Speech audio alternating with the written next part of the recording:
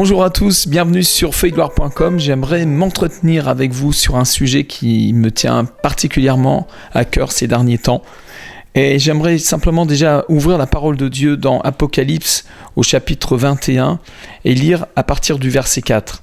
« Il essuiera toute larme de leurs yeux et la mort ne sera plus, il n'y aura plus ni deuil, ni cri, ni douleur, car les premières choses ont disparu. » Et celui qui était assis sur le trône dit « Voici, je fais toutes choses nouvelles. » Et il dit « Écris, car ces paroles sont certaines et véritables. » Et il me dit « C'est fait, je suis l'alpha et l'oméga, le commencement et la fin. À celui qui a soif, je donnerai de la source de l'eau de la vie gratuitement.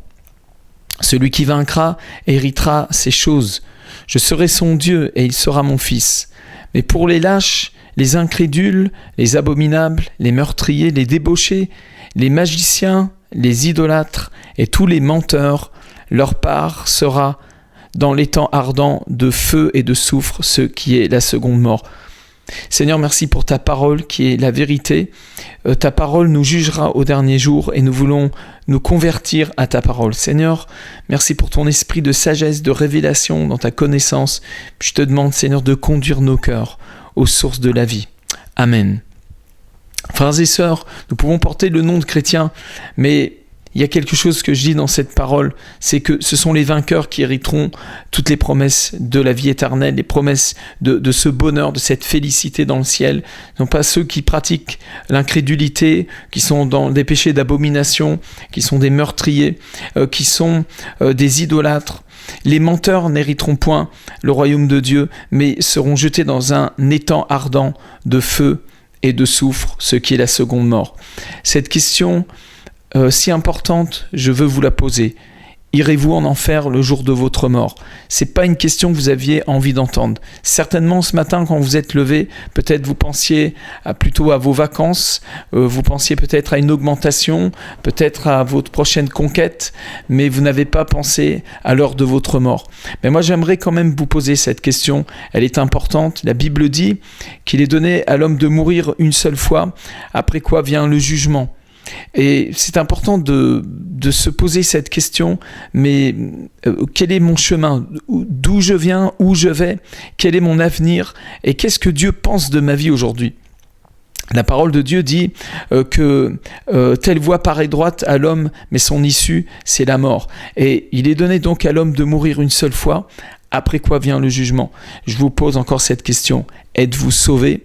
Êtes-vous sauvé de la colère divine?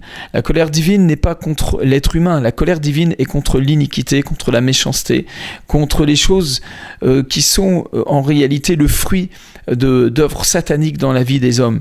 Il faut savoir une chose. Jésus a dit que l'enfer, la punition de l'enfer n'a pas été prévue pour les hommes, mais pour Satan et pour ses anges, mais pour aucun homme. Et cependant, beaucoup vont en enfer. Nous savons aussi par la parole de Dieu que l'enfer lui-même, c'est-à-dire le séjour des morts séparés de Dieu, sera lui-même jeté dans les temps ardents de feu et de soufre. Il dit qu'à la fin des temps, au dernier jugement, devant un grand trône blanc, des livres seront ouverts et un livre parmi ces livres seront ouverts et il parle du livre de l'agneau. Dans Apocalypse, au chapitre 20, à partir du verset 11, « Puis je vis un grand trône blanc et celui qui était assis dessus. La terre et le ciel s'enfuirent devant sa face, et il ne fut plus trouvé de place pour eux. Et je vis les morts, les grands et les petits, qui se tenaient devant le trône. Des livres furent ouverts, et un autre livre fut ouvert, celui qui est le livre de vie. Et les morts furent jugés selon leurs œuvres, d'après ce qui était écrit dans ces livres. La mer rendit les morts qui étaient en elle, la mort et le séjour des morts rendirent les morts qui étaient en eux, et chacun fut jugé selon ses œuvres. Puis la mort et le séjour des morts fut jeté dans l'étang de feu. C'est la seconde mort, l'étang de feu. Quiconque ne fut pas trouvé écrit dans le livre de vie fut jeté dans l'étang de feu. Je vous pose cette question. Est-ce que votre nom est inscrit dans le livre de vie? Comment mon nom peut-il être inscrit dans le livre de vie? Quelque part dans une des lettres écrites aux 7 églises, Jésus a dit que au vainqueur, il promet au vainqueur qu'il n'effacera pas son nom du livre de vie. Je pense que le nom de chaque être humain est écrit dans le livre de vie, mais selon ce que nous vivons, la façon dont nous marchons dans la vie, fait que notre nom va être effacé du livre de vie. Et la seule façon pour que votre nom ne soit pas effacé du livre de vie, du livre de l'agneau, c'est que vous receviez Jésus-Christ comme votre sauveur personnel. Vous avez besoin d'accepter Jésus-Christ comme votre sauveur personnel. La Bible dit dans Jean au chapitre 3, au verset 16, « Car Dieu a tant aimé le monde qu'il a donné son Fils unique afin que quiconque croit en lui ne périsse point, mais qu'il ait la vie éternelle. » Ce sujet est si important. J'en ai écrit un livre, « Irez-vous en enfer ?» Je vous conseille de lire ce livre-là. Ce n'est pas de la publicité pour faire de l'argent, c'est pour que vous n'alliez pas en enfer. Et c'est très important que vous compreniez une chose, c'est que vous ne serez pas jugé selon votre religion, que vous soyez catholique, musulman, bouddhiste ou je ne sais quoi. Vous ne serez pas jugé selon votre façon de lire la Bible. C'est pas la façon dont vous projetez votre spiritualité sur la Bible qui fera la base de votre jugement, mais le jugement de Dieu est sur la base de la vérité, de la sainteté et sur sa parole. Jésus a dit « Je ne suis pas venu pour juger le monde, mais pour que le monde soit sauvé par moi. » Mais ces paroles que je vous ai fait entendre, c'est elles qui vous jugeront à la fin du monde. Vous avez besoin non seulement d'entendre cette parole, mais de la recevoir. La Bible dit que ceux qui entendent dire la parole de Dieu, ça ne leur servit à rien, car la parole ne trouva aucune foi dans leur cœur. J'espère que le message que je vous partage aujourd'hui est en train de toucher votre cœur vivement et que vous allez avoir un ardent désir de vérifier dans la parole de Dieu, dans le miroir de la parole, si vous n'êtes pas sur le chemin de la perdition, le chemin de l'enfer. Si vous êtes dans la liste de Apocalypse 21 au verset 8, que vous soyez un lâche, un incrédule, peut-être un abominable qui pratique des abominations, un meurtrier, sachez que l'avortement fait partie du meurtre aux yeux de Dieu. Que vous soyez débauché, sachez que la pornographie, l'adultère, les impudicités font partie de la débauche. L'ivrognerie fait partie de la débauche. La Bible dit que les ivrognes n'hériteront point le royaume de Dieu.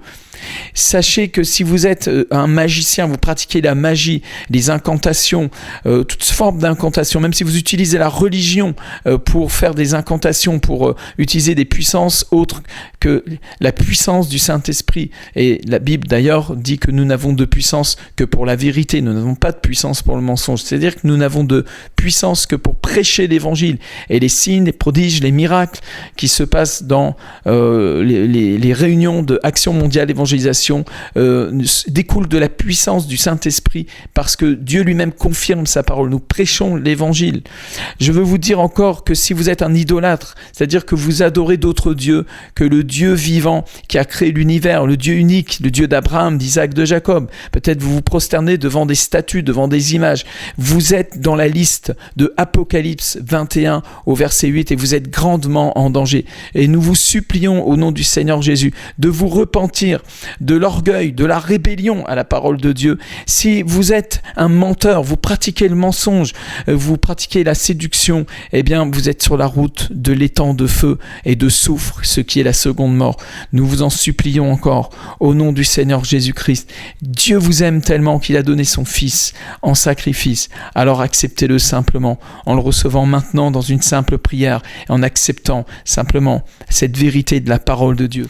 Hébreux chapitre 4 au verset 12, « Car la parole de Dieu est vivante et efficace, plus tranchante qu'une épée quelconque à deux tranchants, pénétrante jusqu'à partager âme, esprit, jointure et moelle. Elle juge les sentiments et les pensées du cœur. » Écoutez cette parole au verset 13, « Nulle créature n'est cachée devant lui, mais tout est nu et découvert aux yeux de celui à qui nous devons rendre compte. » Paul savait combien nous sommes sauvés par grâce. Paul était un homme qui avait du sang sur les mains. C'était un homme extrêmement dur, religieux. Et pourtant, il a fait une rencontre personnelle avec Jésus qui a transformé, changé sa vie. Aujourd'hui, votre vie peut être transformée et changée. Acceptez simplement que vous serez sauvés par la grâce de Dieu. C'est en recevant Jésus-Christ comme votre sauveur personnel. La Bible dit, si quelqu'un confesse de sa bouche qu'il est Seigneur et s'il croit du fond de son cœur qu'il est ressuscité, il sera sauvé. Alors soyez sauvés. Amen.